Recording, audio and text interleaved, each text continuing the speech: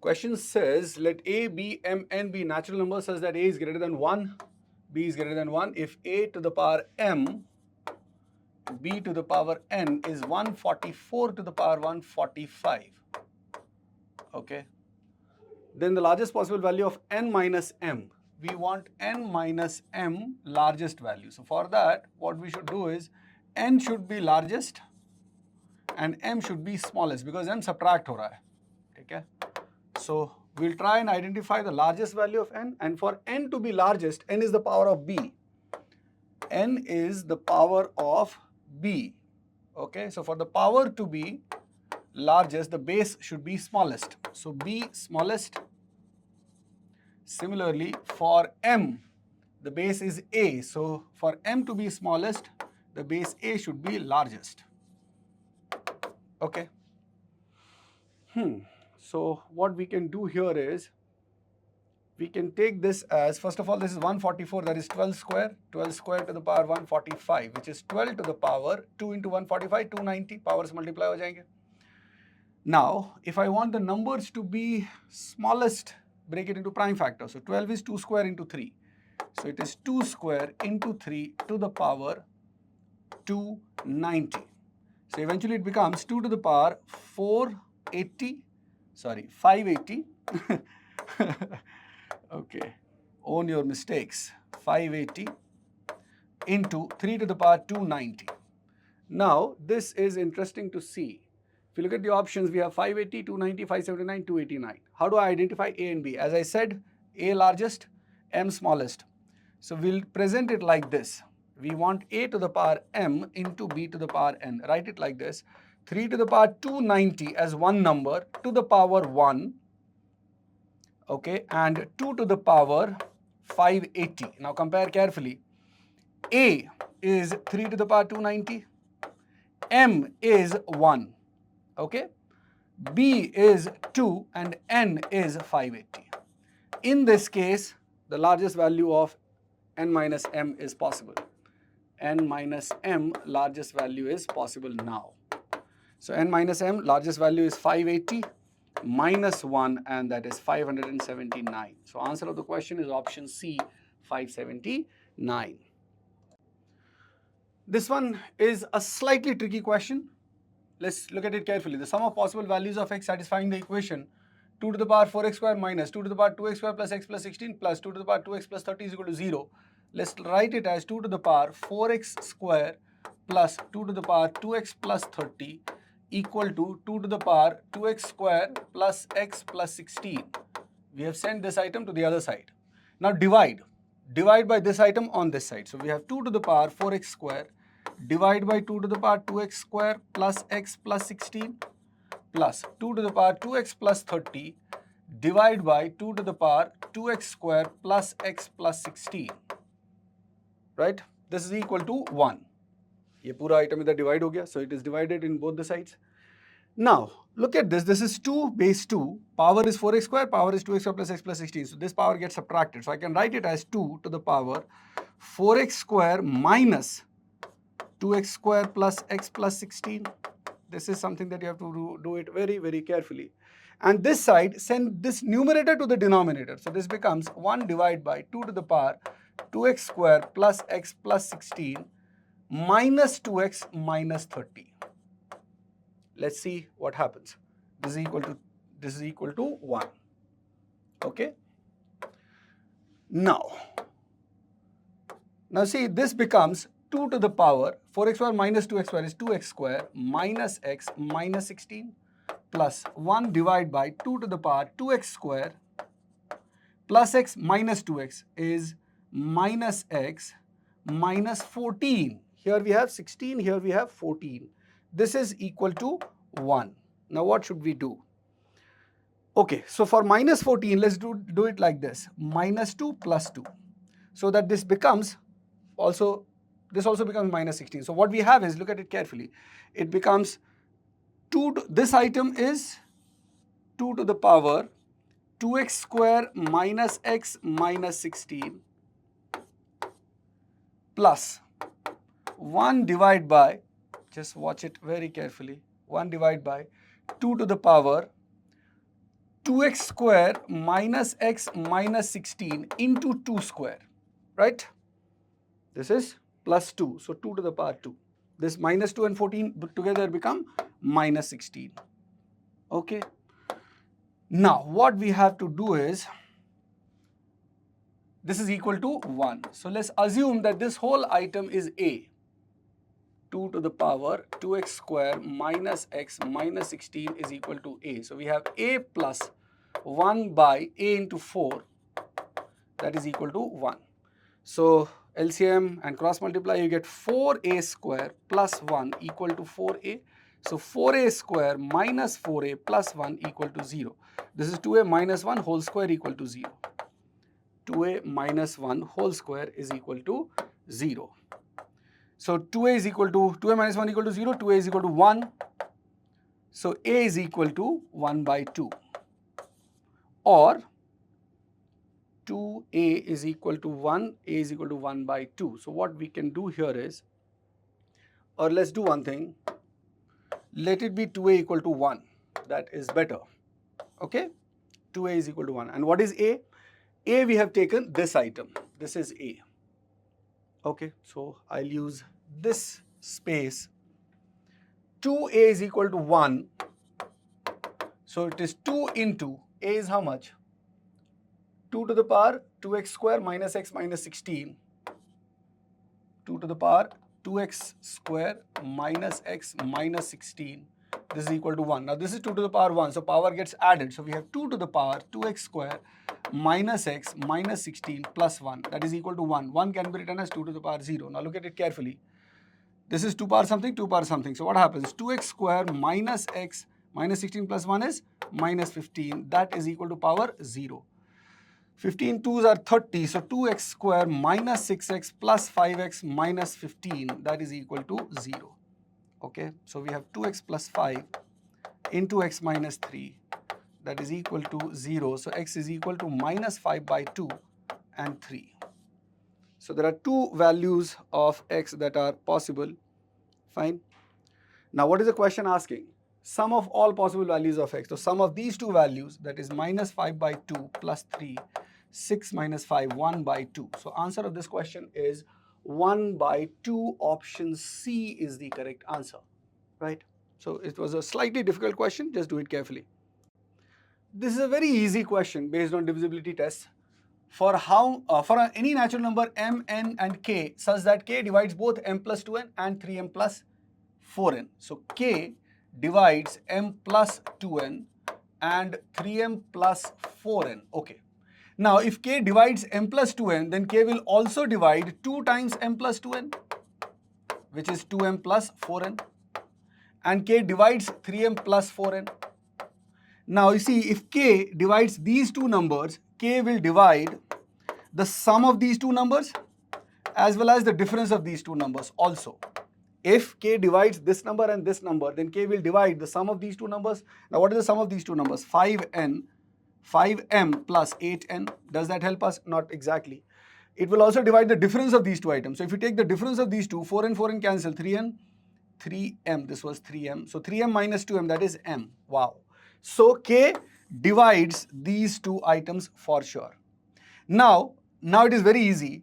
If k divides m, so we have established that k divides m. That is very clear. So if you look at the options, if it divides m, then I don't need 2m. So option either B or D is the answer. So we need to check whether k divides 2n or n. Now look at all of these three carefully. If k divides m, then it will definitely divide 2n because k is dividing m plus 2n. So one thing is very clear, that k divides 2n. That is very clear from the first one. Now k divides m, so k must divide 4n. But if already we have the more accurate version, it's like if k divides 2n, it will definitely divide 4n. There is no problem with that. Is there anything specific further related to n? No. Here it is again 8n.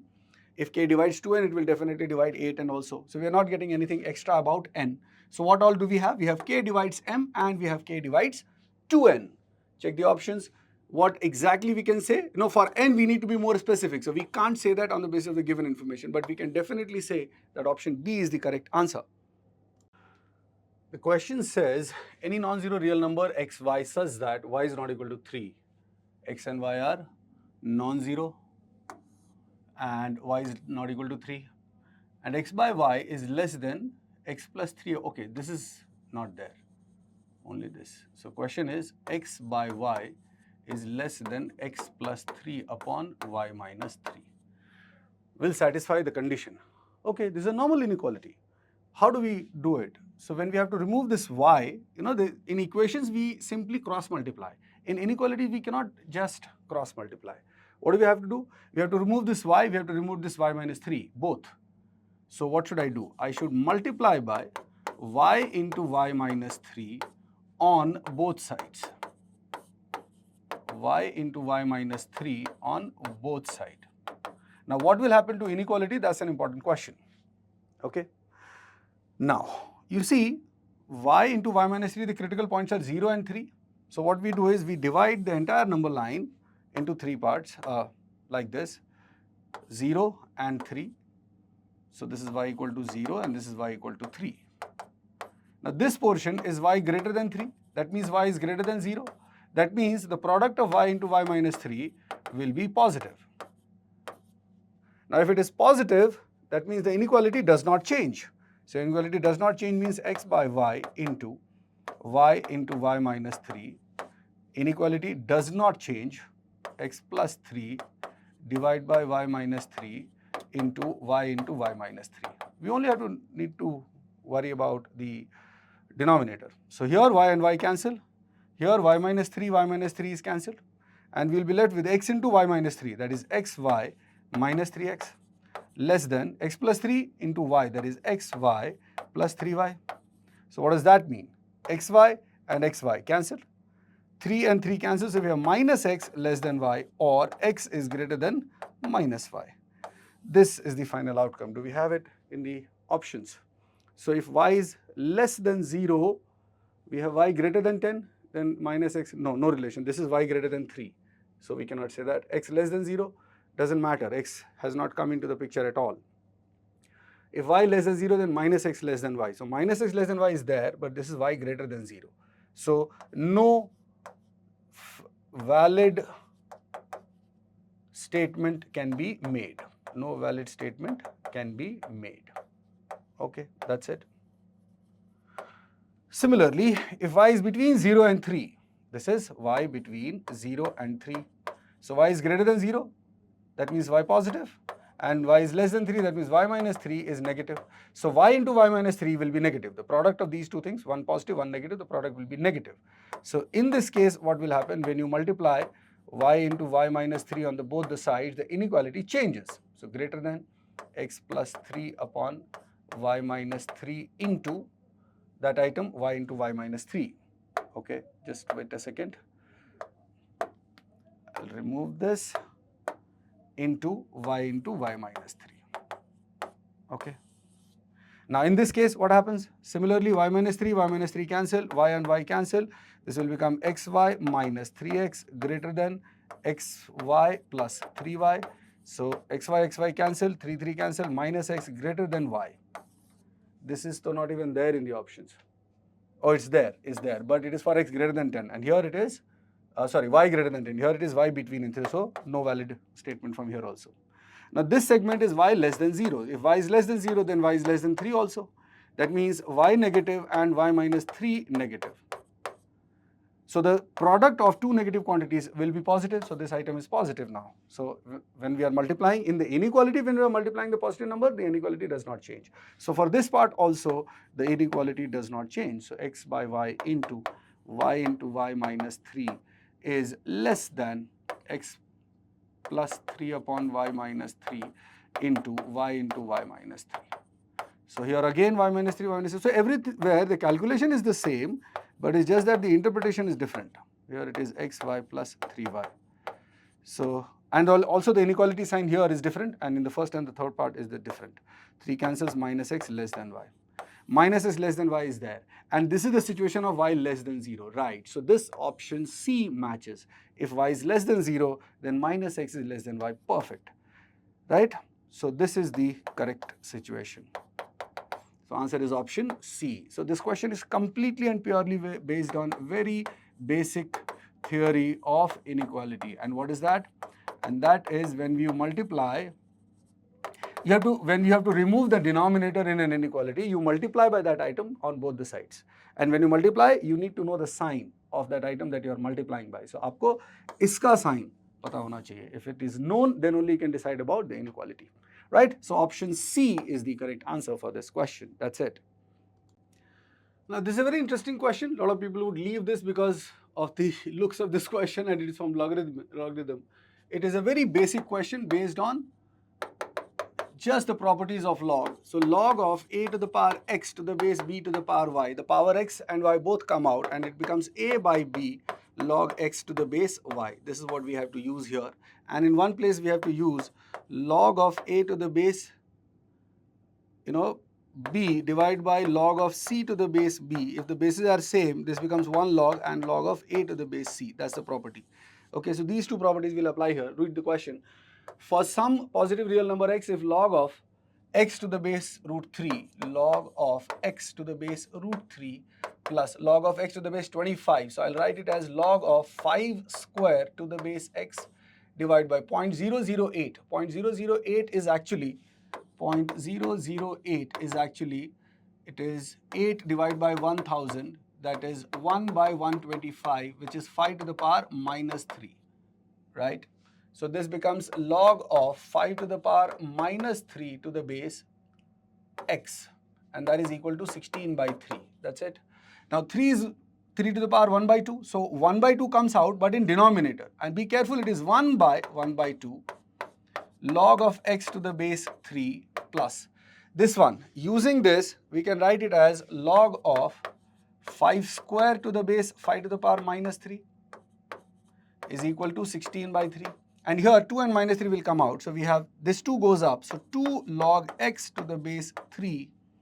Oh wow, send this 2 inside.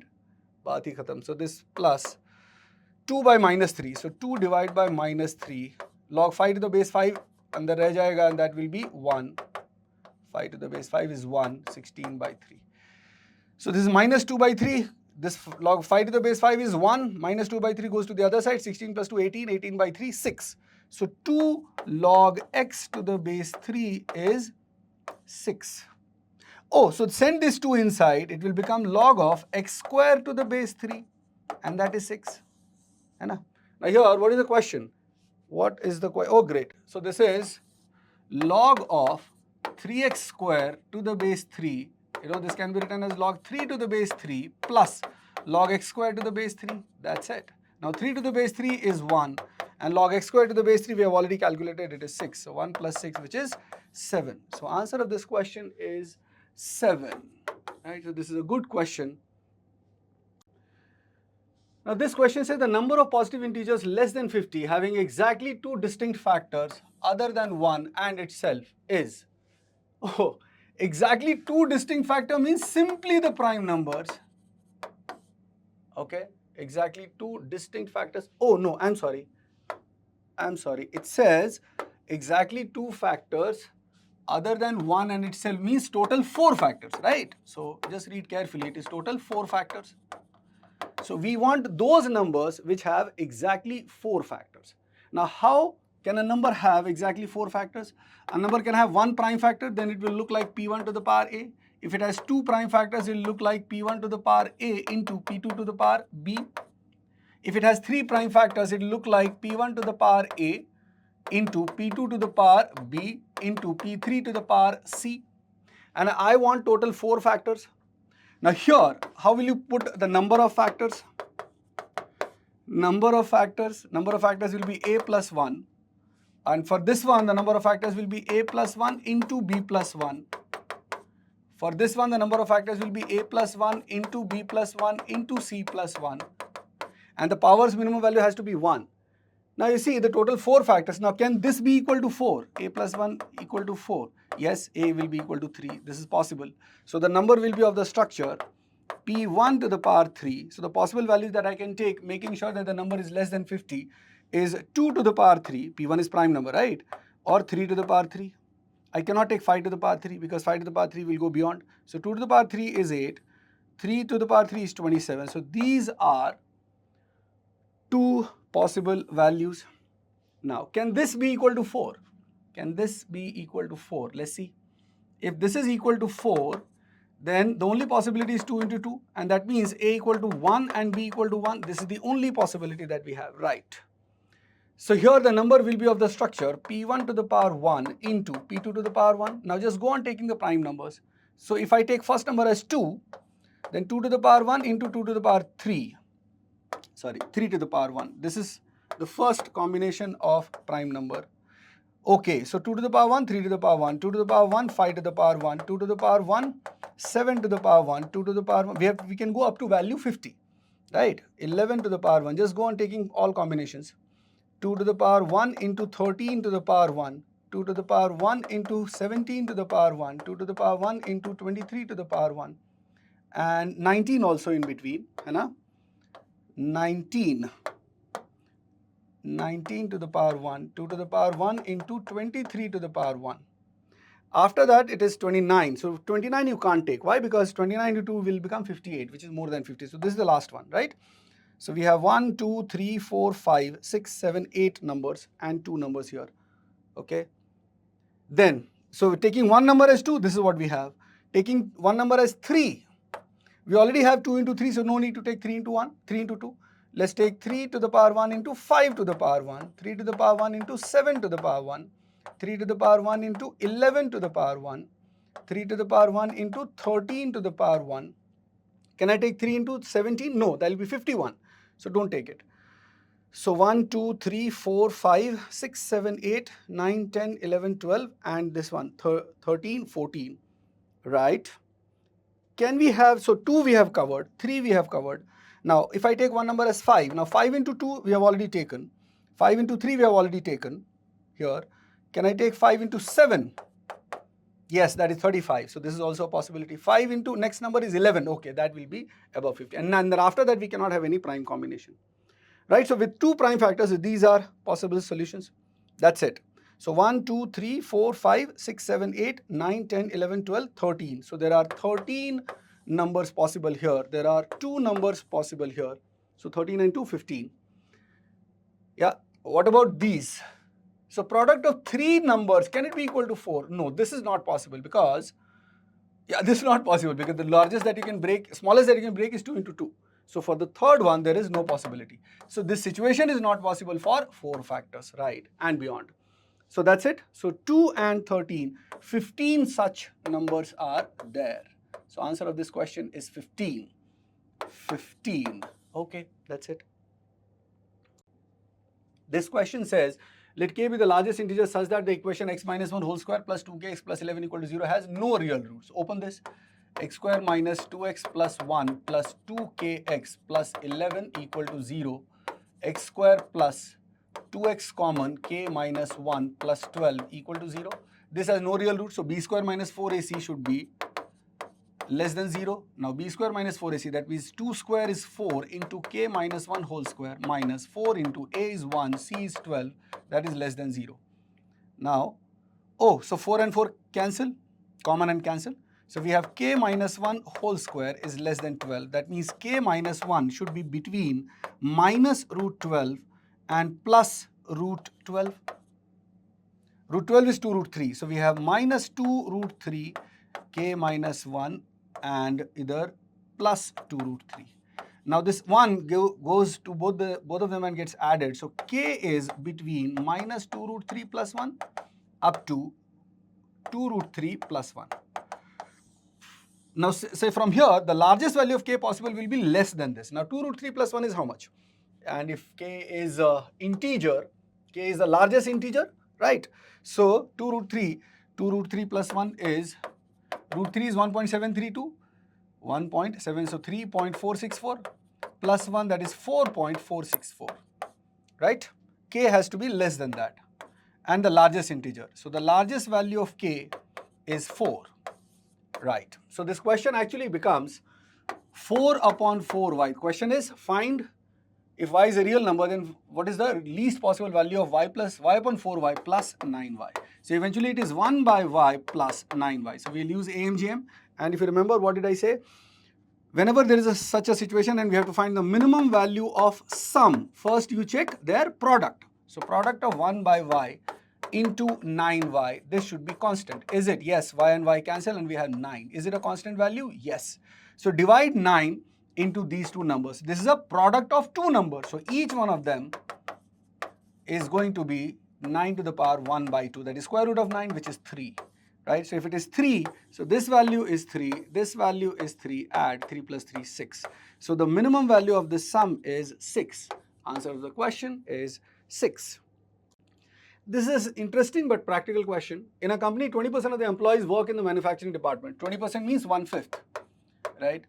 So if I assume that the total number of people is 5, then in manufacturing we have 1 person, and other departments we have 4 people. So one number of people, right? What we have assumed is manufacturing there is 1 person and others there are 4 people. If total salary obtained by all the manufacturing employees is 1/6 of the total salary obtained by all the employees in the company, then the ratio of average salary obtained by the manufacturing company. So let's say the average salary for manufacturing department is X, okay, obtained by the employees to the average salary obtained by the non-manufacturing employees. So let's say the average salary is Y for the others, okay. So what will be the combined average salary? We can calculate that. Combined average salary would be equal to X into 1 plus Y into 4 divided by 1 plus 4, and that is X plus 4Y divided by 5. This is the overall combined average salary of the entire company.